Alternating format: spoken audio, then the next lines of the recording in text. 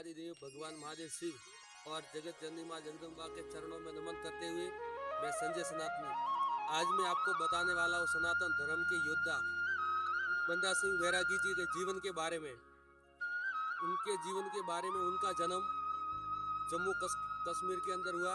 उनका बचपन का नाम लक्ष्मण देव था और फिर उन्होंने उनके पिताजी उनको योद्धाओं की कला सिखाई। योद्धाओं की कला सिखाने के बाद जब एक बार वो शिकार करने के लिए गए तो फिर वो जंगल के अंदर शिकार करने गए तो हिरण को उन्होंने तीर मारा। तीरबाजी में बहुत खिलाड़ी थे, वो तीरबाजी बहुत अच्छी तरीके से करना जानते थे। तो एक बार क्या हुआ कि जंगल के अंदर शिकार करने के लिए गए हिरण का, जब हिरण को उन्होंने तीर मारा तो हिरणी गिर गई। जब हिरणी गिर गई तो उन्होंने उनको देखने के लिए जब गए, हिरणी को देखने के लिए गए शिकार को पकड़ने के लिए, तो हिरणी गर्भवती थी। उसी समय हिरणी ने बच्चे को जन्म दे दिया और जन्म देने के पश्चात हिरणी का जो नवजात शिशु था उसने दम तोड़ दिया, वो मर गया। ऐसा दृश्य देखने के बाद वीर बंदा बैरागी जी को अपने जीवन के ऊपर गलानी महसूस हुई और तभी से उन्होंने अहिंसा को सबसे बड़ा माना, यानी कि किसी भी जीव की हमें हत्या नहीं करनी चाहिए। उसके बाद फिर उन्होंने संन्यास ग्रहण कर लिया और संन्यास ग्रहण करने के बाद वो उनका नया नाम हुआ माधोदास। माधोदास नाम हो गया। माधोदास नाम होने के बाद धीरे धीरे वो तंत्र विद्या और साधना अध्यात्म सब कुछ उन्होंने सीख लिया था। उसके बाद में धीरे धीरे वो घूमते हुए नांदेड़ की तरफ आए और नांदेड़ में उन्होंने एक आश्रम बना लिया था और आश्रम के अंदर उन्होंने एक सिद्ध कुर्सी भी स्थापित की थी। यदि कोई भी व्यक्ति उसके अंदर ऊपर बैठेगा तो उसकी पीठ की तरफ से वो नीचा गिर जाएगा। ऐसे उन्होंने साधना से कुर्सी भी बनाई। कुर्सी बनाने के बाद में जब गुरु गोविंद सिंह जी महाराज एक दिन उनके पास आकर उनके आश्रम में आए और आश्रम में आने के बाद वीर बंदा बैरागी जी को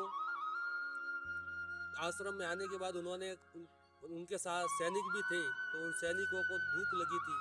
भूख के कारण उनके आश्रम से कुछ जानवरों को उन्होंने काट के मार के उनका मांस पका के खा लिया।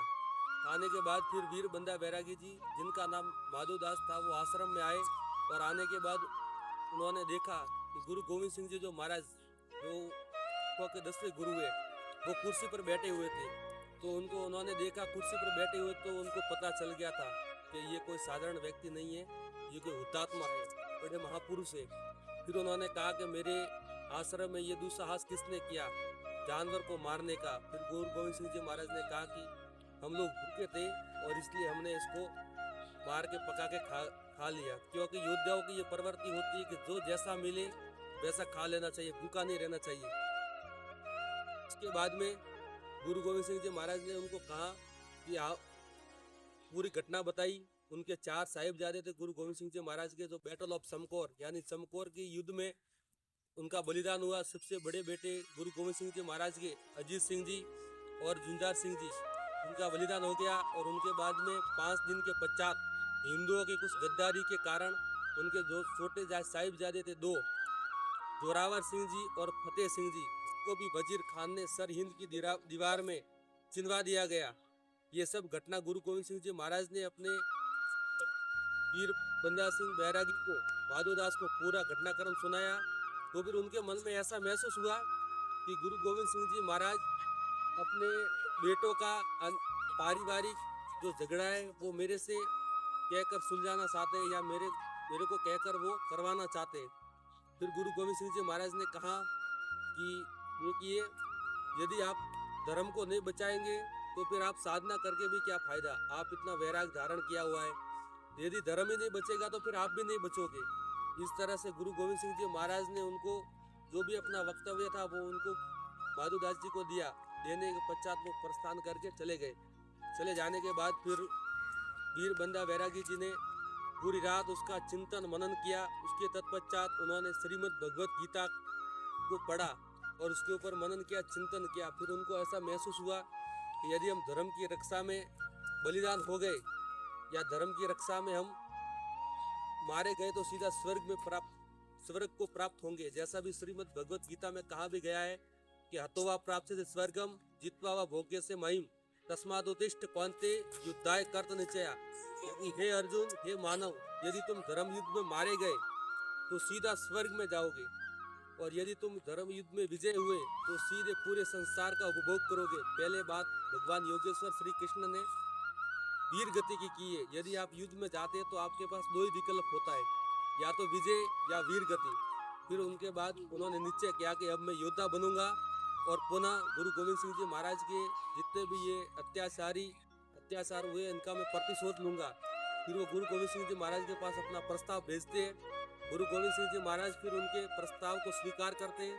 स्वीकार करने के बाद फिर वो वापस योद्धा बन जाते, और गुरु गोविंद सिंह जी महाराज उनकी सेना जो थी खालसा, उसका सेनापति उनको बना देते, वीर बंदा सिंह बैरागी को। बनाने के बाद फिर उनकी युद्ध में कार्य प्रणाली को आगे बढ़ाने के बाद यदि कोई इस्लाम को समझ पाए तो वो वीर बंदा सिंह बैरागी थे।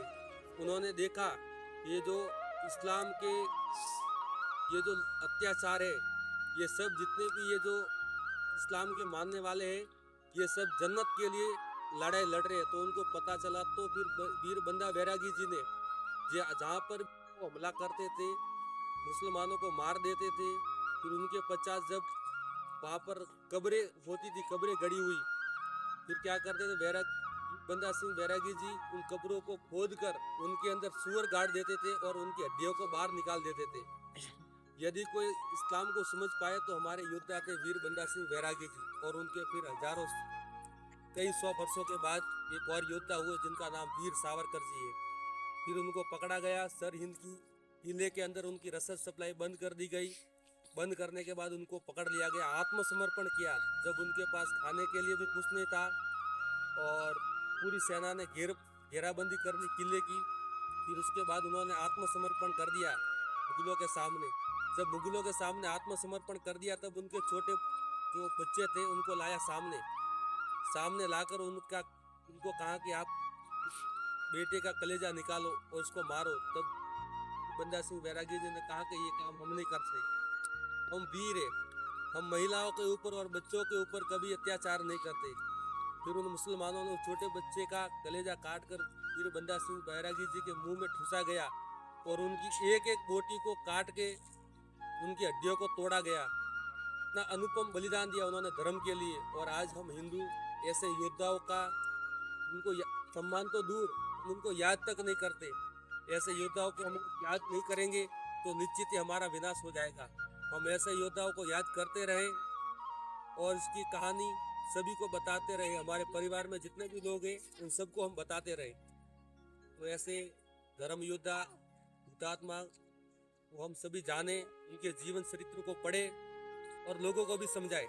इसी के साथ मैं अपनी बात को समाप्त करता हूँ। हर हर महादेव, हर हर महादेव, हर हर महादेव।